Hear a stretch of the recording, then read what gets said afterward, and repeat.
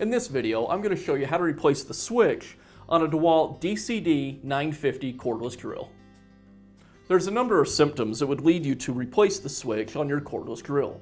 The most obvious would be a tool that simply doesn't turn on. Of course, before you jump right to the switch, you'd need to eliminate the battery. Another symptom would be a drill that has no variable speed. You pull the trigger and it only has one speed. That's controlled by the switch. Also, the forward and reverse part of the drill is controlled in the switch. So if it won't go forward or reverse, likely you have a bad switch. Fortunately, switches are easy to replace, and while we're working on a DeWALT drill today, the same techniques are going to apply to pretty much any brand of cordless drill. We'll get started by opening up the drill case. On my DeWALT DCD 950 drill, there's two screws that hold the transmission to the case, and then a series of screws that hold the two halves of the case together. I'll get started with these two screws on the transmission.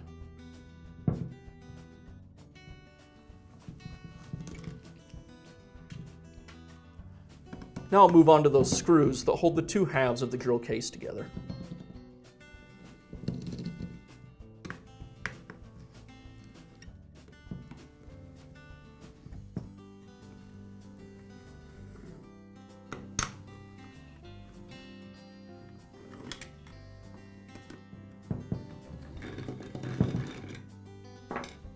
Now I can separate the two halves of the drill.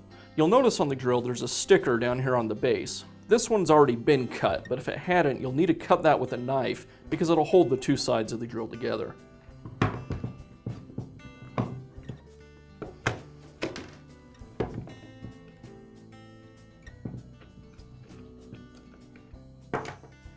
Now we have access to the switch. The next step is to remove the switch.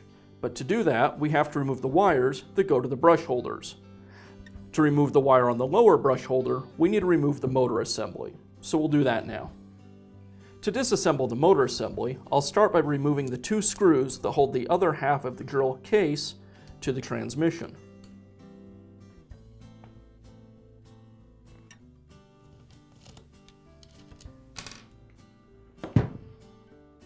Next, the motor armature is held in place with these two blocks. We'll remove the four screws that hold those blocks in place.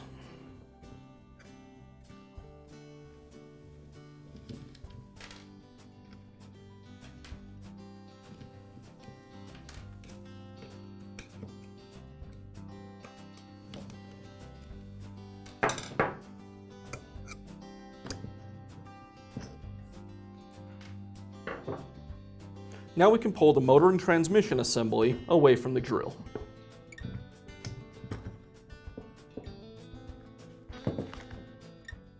And now I can separate the brush holders from the wires going to the switch. I'll want to keep track of which wire goes to which brush holder and reassemble it the same way.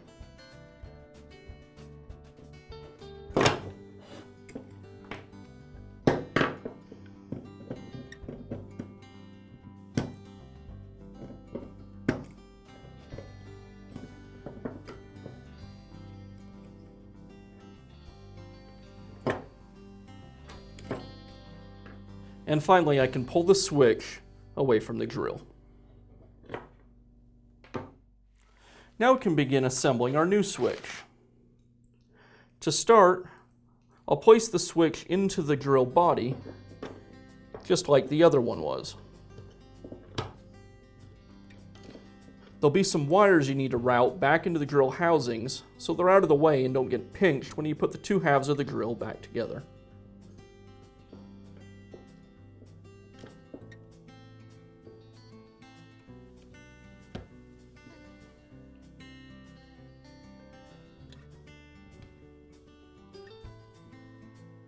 Now I can replace the wire to the lower brush assembly and place that assembly back into the drill.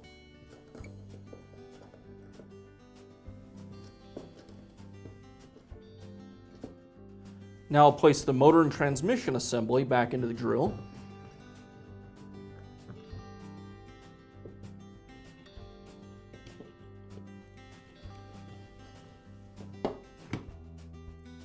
Now I'll place the blocks back around the armature bearings and secure them with the screws.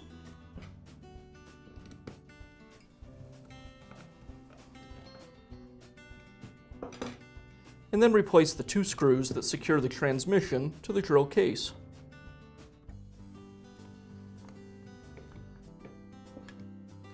Now I can reconnect the wire to the second brush holder and reinstall that brush holder into the drill. And again, I'll need to tuck in the wires.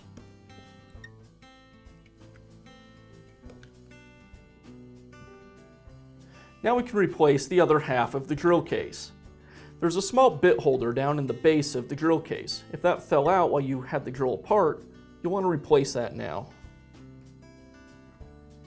And then the other half of the case.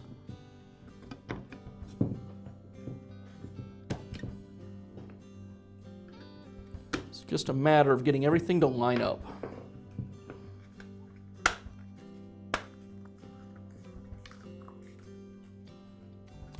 And now we can put the screws back in.